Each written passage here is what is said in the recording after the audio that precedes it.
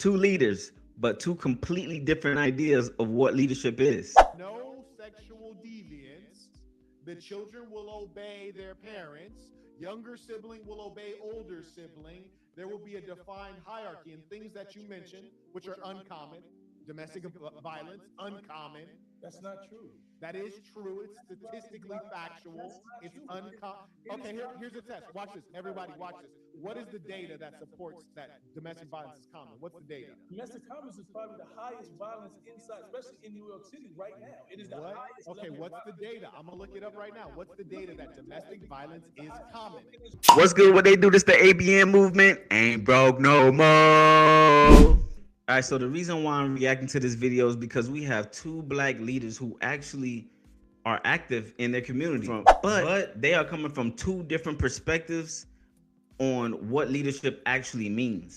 You know what I mean? I'm actually curious because I actually agree with Marquette on this one, but I don't want to hear one side and automatically assume I'm right. So I'm curious of what y'all think. You know what I mean? What actually makes somebody an effective leader? Let's see what they got to say. Divided until a great leader forces us into oneness. And that's why Africa is weak, because it's 54 separate countries with different currencies, different languages, different tribes. The reason that Africa gets outperformed is when you look at who do they compare Africa to. I just saw a recent political commentary. They said, you know, Africa is going to rise up and they're going to become like China and like India. I'm like, no. They're like, Africa has just as many people as China or just as many people as India. I said, here's the difference. No way. Bad man. It's not true. 54 separate countries. China's one country under a strong man. India's one country under a man. Yep. Africa's a bunch of countries. Some of them are even run by women, like two of them. It's crazy. So they have to be forced together, just like the United States. Used to be different territories. There's a Louisiana Purchase. There's the Mexican-American War that was started by the aggressive imperialists on purpose so that they could take control. That's why the Civil War happened. Not to free enslaved black people, that's ludicrous, but rather to fuse together the country for more power. That's why Europe is the European Union. Started out as a European Economic Cooperative Community, and then they made it a stronger formation because you're stronger together. Now, once you force something together, does everyone feel like their opinion is honored? Hell Nah. And that's not the truth of the world. A democracy where you think everyone gets an opinion, that's called a majority rules system. Majority rules. And it may make considerations for the minority.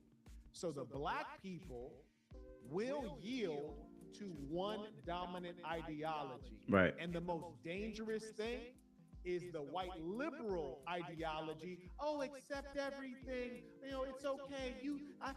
There's different types of families. No, there's a man leading. He's the patriarch. The woman follows. He may have one wife or more because we're black people. We're not white people. Our heritage says one wife or more. There will be no sexual deviance. The children will obey their parents. Younger sibling will obey older sibling. There will be a defined hierarchy and things that you mentioned, which are uncommon. Domestic violence, uncommon. That's not true. That is true. It's statistically factual. Okay, I actually agree with that. You know what I'm saying? For me personally, I think that in order to, everything in life needs structure, boundaries, and some restrictions. You know what I mean? And there's no real principles behind people doing whatever it is that they want and think that it's okay to believe whatever you want. There's different type of people accept this, accept that. I don't believe there's growth into that. I actually find it very destructive, and I think America is showing that with their freedom and everybody believe whatever you want, the type of belief system. Y'all let me know y'all thoughts. Okay, here's a test. Watch this. Everybody watch this. What is the data that supports that domestic violence is common? What's the data? Domestic violence is probably the highest violence inside, especially in New York City right now. It is the highest. Okay, what's the data? I'm gonna look it up right now. What's the data that domestic violence is common? It is rising. What? You said it's common. So what's the data? Don't check right now. So don't check. I don't know the exact number. It is the highest. Okay, so how can you feel so confident on something that you don't know? I don't know the exact number. I go to listen to me. I go to the community meetings with the police where they have the violence reports and domestic violence. Police are only required to have a high school diploma, number one, and number two, they deal with criminals. They deal with criminals and people who are suspected of crimes all day. So if they have the data and you feel so strongly, tell me right now without looking, look me in my eye, King, just tell me what the date is, because you felt so strong. I'm telling you that it's the highest. And that's my problem with you. That's my problem. You should not feel so strongly about something you don't know. I do know. I'm telling you. But you just told, I just said, what's the data? I didn't tell you the exact number. I'm telling you that it's the highest form of violence in our community right now. That's well, let me ask you a question. Let's use some logic as men. As men, let us reason. Let us reason. You said it's the most common type of violence, domestic violence. Is that correct? Yes. Okay. And domestic violence is a term that comes out of the matriarchy to create a different category of violence. Because let me use some logic here. This is the matriarchy. Let me uncover it for you. If I were to punch you in the face out in the public, that's called assault. If I were to punch my wife in the face in the privacy of my own home, that should be called assault. Yeah, that's facts. It's literally that makes sense. The same thing. It's the exact same act. That makes sense. Pardon? It's domestic violence. It's you. Correct. You don't have to interrupt me. I'm getting there. The reason why it's domestic violence is because the matriarchy, it doesn't seek equality. It seeks control and dominance and to be above. So it recategorizes something that we already have laws on the books for to make it more sensitive when 100%. It happens to women. It's a bigger deal. That's matriarchy, because it's not about equal protection under the law. It's about additional and novel rights. Now, you're interrupting me again. Let me finish. Let me cook. He got to speak, though. Yeah, you did interrupt him. No, but I only talk facts. You're the same guy that I just asked you. I just asked you to explain the study that made you feel so strongly, and you can reference the study. Who do y'all feel is interrupting who right now? I ain't gonna lie. I'll be real with you. I do think that Marquette. I ain't gonna lie to you. I think Marquette is kind of cutting him off because he was originally talking and he cut him off to include what he had to say. But who do y'all think is actually cutting off who right now? I didn't have to tell you. I told you that it's because you feel strongly with no information. But I'm responding to you, but you keep interrupting me. Do you mind if I complete a sentence? I deal with violence interruption every day. I understand that. May I complete a sentence? I was explaining a logic to you real quick. I just want to explain this logic real quick. You said that domestic violence is the most common form of violence. And what I'm using logic while you're looking up your data, what I'm using logic to explain to you is that makes perfect sense. If that's true, you don't even have the data, but if that were true, it makes perfect sense because violence is going to occur with people that you're around. And you're going to spend the most time with people that live with you. So it doesn't mean that men are necessarily more violent toward women. It means that they spend more time with women because we're heterosexual and we live together. So it's a logical thing, but when you suggest that domestic violence is common, it's a completely ludicrous idea, and that's why you didn't have the data. It's your feelings. I yield the floor.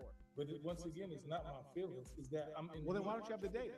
Because I don't know the exact number right now. Then why do you feel so strongly before you have the... Wait, so that part kind of got me. I ain't gonna lie. I'm kind of in the middle with that statement right there because you saying that the only reason why they say women are getting hit is because we live together. I'm not understanding that. Maybe is there something I'm missing there? Like the only reason why it's considered domestic violence is the high crime is because we live together. Well, who we supposed to live with? You know what I mean? Who we supposed to live with? Once again, it's not my feelings. It's that I'm in. Well, then why don't you have the data? Because I don't know the exact number right now. Then why do you feel so strongly before you have the data? That's not rational. That's real. I know this, right? 53% of Black women report experience of violence yearly. 53%. Damn. So of violence? Of what form of violence? Of domestic violence. What percentage of Black men? What percentage of Black men? None. They said Black women roughly 40% have experienced physical over with an intimate partner. 53% are doing it yearly. Let me see. I don't know what the Black man is. My son, do you understand my point about why would you feel so strongly about something you don't know? What Yeah. want me to tell you why I feel so strongly? Because I'm in meetings, right? And I do anti-violence work. So when we do anti-violence work, we have to know what violence we have to look to when we go in communities and what resources are needed for said community, right? So if we have to do violence work to do anti-gun violence, then we have to send experts and people who know how to deal with gun violence. So those are the resources we send in the communities. Right now, the biggest and growing form of violence in our communities is domestic violence. So there is an overwhelming amount of resources being sent in our communities to deal with domestic violence. That's how I know. I didn't know the exact number, but I know when we sit in the meetings and we have to talk to the government officials and they say, okay, this is the violence. You have been lowering gun violence in communities. That's been working. Right now, the highest form of violence in our communities is domestic violence. Is that That's true? how I know that. I'm telling you. Is that true? I'm telling you what they say in our communities. That doesn't even sound right. Okay, well, Because 70% of Black families don't have a man in the household, so it doesn't even sound logical. I don't know where y'all getting that from. You're getting that from a census, right? Because you're getting a census. 70% of you saying that 70% of Black families will have a man in the household. That's a census that goes based on what you said, SNAP. Well, most of them are not there, you know, when they go there, so they're utilizing the system. But Black men, especially Black men, are probably the most present in their sons' lives and their families, their kids' lives than anybody else. This is a fact. This data. No, you're misstating that. What you actually mean to state is not that Black men are more present, because statistically they're not more present, they're more absent. However, the Black men who are present tend to give greater richness and experience to their children. But frankly, I don't even think that's a major value add, to be honest with you. I think that again goes with the matriarchal view, which is the suggestion that men and women are the same. And because we're the same, the man needs to put in as much time with the kid as the woman does. And that's another effort of the woman to force the man into unnatural behaviors and allow her to step out of the maternal role and step into the man's role so that she can go to work and she can have her job and she can go out and be unruly and promiscuous. That's what that is. Well, I don't agree with you. I mean, that's your fair enough. Fair enough. I'm just saying, when I'm sitting in these meetings, because we actually literally do the work every day, and we're looking at the data and we're seeing that the rise in domestic violence, and usually domestic violence comes when we're in a recession, and just like during COVID, it was one of the highest violence was domestic violence. Why do you think everybody was in the house? Because everyone was in the house. Exactly. And most likely when the economy is bad. And why are you arguing against something that is just the most obvious, basic thing? It's like you put people together for long amounts of time, trapped inside, they're going to disagree. And in the case of the Black woman, she has a foul mouth, and the Black male is effeminate and emotional. So you put together a weak emotional male and a foul-mouthed harlot, you're going to have violence. So the solution is not following after your white buddies and the Democrats that are running New York and try to, we need to stop violence. No, what you need to do is establish order. Make the men actually be men. I agree with you on the part of them being males. Make them actually be men, and then make the women behave like females and watch their mouth. Now, another thing that you had mentioned earlier that I thought was curious, you had mentioned parents, and parents are hugely important. But somehow there's a disconnect between the idea that families are breaking apart, meaning the concept of the parent does not exist very much when you have SNAP benefits and welfare, because that deconstructs the family. Most of the things you've suggested haven't made logical sense, because you say the government's our enemy, but you want to rely on the government. You say that Black people can be so productive, yet they're not taking advantage of them using SNAP benefits and welfare at 200%. And what I'm telling you is that we do need to clean up the Black people, but it's going to come from us, and it has to be an authentic ideology from us, not what has been given to us. And you're plugged in with the government, and I understand and I respect that. But we can look at the data, and the data shows us that the greater the government benefits have been, the worse outcomes have been for the Black people. So your solution has been underway since the 1960s, and it's failed. Well, I'm not. My solution was never that we should depend on the government. You're talking about reparations. Yeah, well, we deserve reparations. I didn't say that we should stop working. Yes, wow, we definitely deserve reparations. That's not even a conversation. Jeez. If you don't believe that No way. Bad man not the that the people that that fully deserve reparations. That's not even a conversation. If you don't believe that the people that if you don't believe that the people who are chattel slavery deserve reparations Do for you built in America, have you studied? Wow, that sounds a little destructive to me. But I want to know, like, do you believe that we should depend on the government for their assistance? Do y'all think that is helpful for our communities? You know what I mean? Do you agree with Marquette that we have to create independencies based off of these government structures? You know what I mean? Based off of our principles in this government structure. don't believe that the people that if you don't believe that the people who are chattel slavery deserve reparations Do for you built in America, have you studied history? Have you studied history? Yes, You know, history is the record of warfare of one civilization invading and dominating another civilization. And what we can certainly agree on is there are some civilizations that are more vicious and barbaric, namely the European civilizations. In fact, you might not even use the word civilization, but all the same, when you find I do not believe that government assistance, and for one, I don't believe that we deserve the reparations because of the past. Because how we ever going to build off of that? You know what I mean? And we have shown that government assistance has done nothing but broke up the home. So far, who do y'all think is right? Y'all think that we should rely on the government, or do you think we should create independency through our own principles? collective destroys another collective, like say what the Romans did to Carthage, there's almost never a case where they turn around and say, "Oh, we're sorry, do over. We want to fix everything." where's the case? Now, She says you don't have to interrupt me. You don't have to You did it interrupt to me. me 4 or 5 times You and don't you have keep to saying interrupt that. me. You don't have to interrupt me. But the point is that there have been small instances where there has been reparations paid, and I'll make some notes of them. The Japanese, there's a very small portion of Japanese, nowhere numerically comparable to the large population of the Black American. So that's number one. Then number two, you had the Jewish population has been very well compensated. Again, numerically a smaller population, but most importantly, they're a white population. So you got to factor that in.